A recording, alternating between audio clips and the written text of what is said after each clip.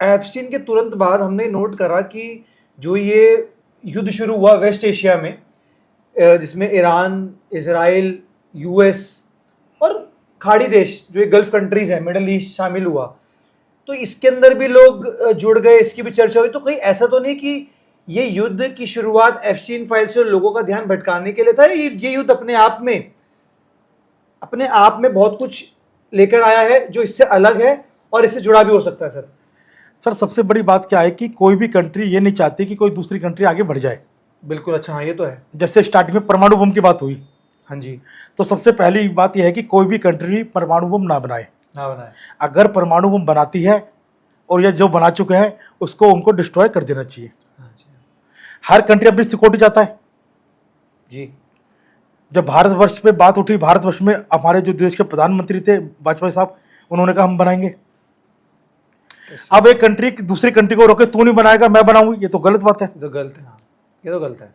हर country को अपनी safety की जरूरत है, अपनी सेफ्टी की जरूरत है, वो तो बनाएंगे सर। तुम खुद ताकतवर हो जाओ, दूसरा आदमी ना हो पाए तो गलती। अब इसी में क्या हुआ, अब जैसे लड़ाई चल रही थी ईरान की, इजराइल की और अमेरिका की, उसका असर हमारे हिंदुस्तान पे दिखाई दे रहा था सब पूरी। हाँ, अब हिंदुस्तान पे कैसे दिखाई दे रहा था, देखिए आज के टाइम में जो हमारे देश के प्रधानमंत्री हैं, मेरे हिसाब से अगर महीने अगर दिन में अगर 24 घंटे होते हैं तो मेरे हिसाब से वो 36 घंटे काम करते हैं। हाँ जी, हाँ जी। अगर आप उनको ढंग से देखेंगे तो उनका वजन कम से कम 30-40 किलो कम हो गया इस चक्कर में जी।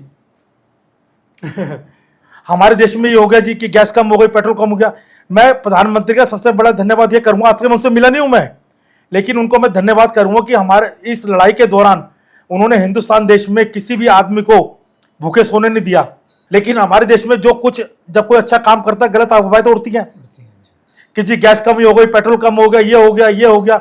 आज देखिए हमारे देश के प्रधानमंत्री कितना काम कर रहा है। अगर युद्ध के दौरान भी और देशों में कमी थी, लेकिन हमारे देश के प्रधानमंत्री ने चाहे वो खुद भूखे सोए लेकिन किसी को भूखा सोने नहीं दिया।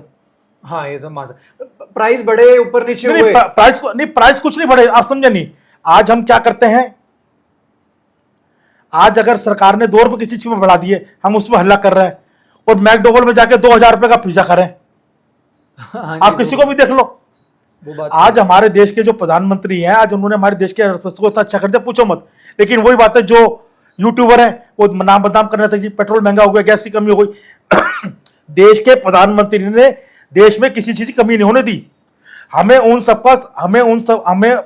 हमारे देश के जो भारतवासी हैं उनको प्रधानमंत्री का धन्यवाद करना चाहिए। हम धन्यवाद तो नहीं कर रहे बल्कि एलिगेशन लगा रहे हैं।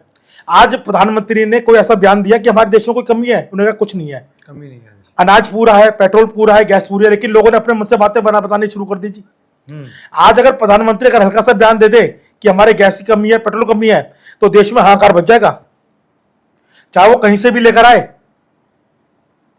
इवन जिन्होंने ब्लैक होर्डिंग करी, ब्लैक मार्केटिंग करी, उन तक पे कार्रवाई करी सरकार ने, वो भी तुरंत कार्रवाई करी।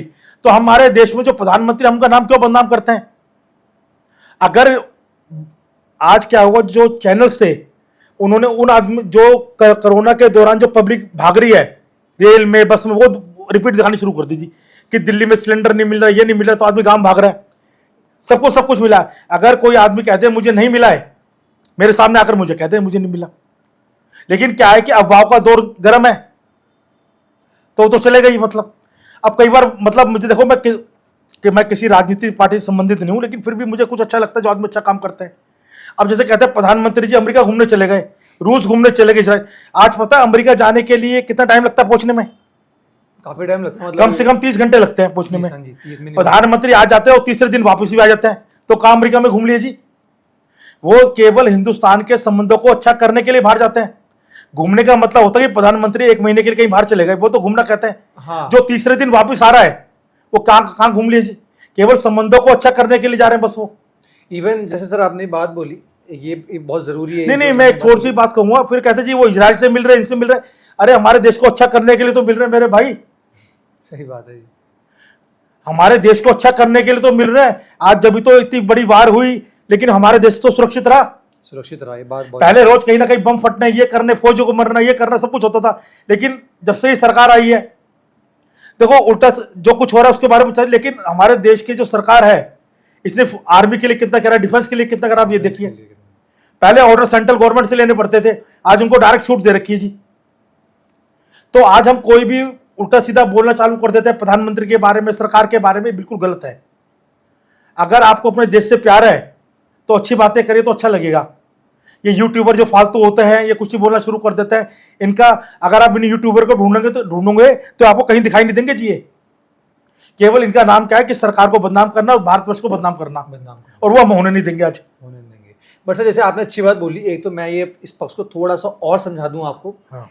जैसे बात हुई थी जबकि हमारे प्राइम मिनिस्टर बहुत कंट्रीज में जाते हैं, इवन ड्यूरिंग वॉर भी सर किसी मिडल ईस्ट है, सऊदी में या कहीं से बातचीत वार्तालाप चल रही थी। तो एक तो ये हुआ कि जो इंडिया का जो इंटरनेशनल रिलेशंस है, जो हमारे जो संबंध है मिडल ईस्ट में, इतनी लड़ाई होने के बावजूद अब वो कितनी घातक हो सकती थी कि जो सारा कच्चा तेल इंडिया में आ रहा है वो मिडल ईस्ट के जिस स्ट्रेट ऑफ हॉर्मुज के रास्ते आ रहा था, अगर इंडिया को भी इस वॉर के अंदर घेर लिया जाता तो शायद से कच्चा तेल महंगा ही नहीं, मिलना तक बंद हो सकता था। अब इसके लिए इंडिया ने क्या किया, कई हद तक इंडिया ने रशिया के साथ संबंध बनाए, जबकि आप में से बहुत लोगों को ये बात पता भी होगी कि यूएस ने इंडिया के साथ जो ट्रेड करार किया उसके अंदर रशिया से कच्चा तेल लेने पे सैंक्शन तक लगा रखे थे। लेकिन इंडिया को पता था कि ये सैंक्शन को अगर वो डर के तौर पे लेते तो आज कच्चे तेल की पूर्ति नहीं हो पाती। तो इंडिया ने उस डर को जीतते हुए और नजरअंदाज कई हद तक करते हुए रशिया के साथ संबंध बनाए, और आज इतना कच्चा तेल ले लिया कि अभी ये भी नहीं पता कि युद्ध कब तक चलेगा, फिर भी इंडिया भी सेफ जोन में है, और इसको अमेरिका ने समझा भी और सराहा भी। तो ये एक एग्जाम्पल है हमारी इंटरनेशनल लीडरशिप का। प्लस सर जो आपने बोला वॉर के अंदर सर, लेकिन ओवरऑल जो ईरान इजराइल और जो वॉर है इसको आप मतलब कैसे देखते हैं, मतलब ये जो विश्व युद्ध की तरफ एक संकेत है, या सिर्फ एक भटकाव था जो हमने बात की थी पीछे एप्स्टीन फाइल से, या फिर ये जैसे यूएसए की वही अपनी ताकत दिखाकर दूसरे देश को दबा देना और अपने आप को और मजबूत कर लेना, किसी का फायदा उठा के किसी और के साथ खेल लेना, ये उसकी एक रणनीति थी? सर ये हमेशा की रणनीति रही है। वर्ल्ड वार तो कहीं होना नहीं है। आज मैं एक बात कहता हूँ, ये जो वर्ल्ड में लड़ाई लड़ रहे हैं इनके जो बड़े लीडर होते हैं वो छुप जाते हैं, आम आदमी को आगे कर देते हैं लड़ने के लिए। मेरा ये क्वेश्चन है कि जो बड़े लीडर हैं जो इस देश में जो लड़ाई लड़ रहे हैं उनको सबसे आगे लड़ना चाहिए, वो आगे क्यों नहीं आते? आज अगर कोई देश अगर किसी कंट्री से लड़ाई करना चाहता है तो उसको वहां की पब्लिक से पूछना चाहिए, अपने देश की पब्लिक से पूछना चाहिए कि जो इस लड़ाई में भागीदार बनना चाहता है वो यहाँ पर रहे, और जो भागीदार नहीं बनना चाहता है वो दूसरी तरफ चला जाए, ताकि उससे कोई नुकसान ना हो। सबसे बड़ी बात क्या है, जब भी किसी वर्ल्ड में कुछ भी हुआ है तो आम आदमी मारा गया है, बड़ा लीडर क्यों नहीं मारा गया? वो तो एक बार लड़ाई केवल अपनी टसक के कारण बात छेड़ देता है लड़ाई करने के लिए, लेकिन उससे भुगतना आम आदमी को पड़ता है। आज अमेरिका के जो राष्ट्रपति हैं, ईरान के राष्ट्रपति, प्रधानमंत्री हैं, इजराइल के, वो सबसे आगे लड़ाई में क्यों नहीं खड़े होते ताकि देश की पूरी पब्लिक उनके पीछे आ जाए लड़ने के लिए? हाँ, ये तो हम सबने देखा कि नेता लोग आगे नहीं आते हैं। ये तो इंडिया में भी क्या पूरे वर्ल्ड में ही है कि आम आदमी, जमीन पे लड़ने वाला आदमी भूखा भी है, प्यासा भी है, धूप भी लग रही है, लेकिन जो प्लानिंग कर रहे हैं उनके चेहरे की चिकनाहट दूर नहीं हो रही। ये कहानी है ना कि आम आदमी को भड़का दिया जी, तुम लड़ाई लड़ लो, हम तुम्हारे साथ है, वो छुपे हुए जी, उनको छुपने की क्या जरूरत है जी? आम आदमी को समझना पड़ेगा, हर आदमी को, मैंने पहले भी कहा कि आप सबको क्रांतिकारी बनना पड़ेगा देश के लिए। तो आई थिंक सर का यही संदेश है कि क्रांतिकारी बनने के साथ साथ आप थोड़ा सोच समझ के इन विचारों में अपने विचार रखें, लेकिन इसमें इतना इन्वॉल्व ना हो जाए कि आप अपने मेन उद्देश्य से भटक जाएं।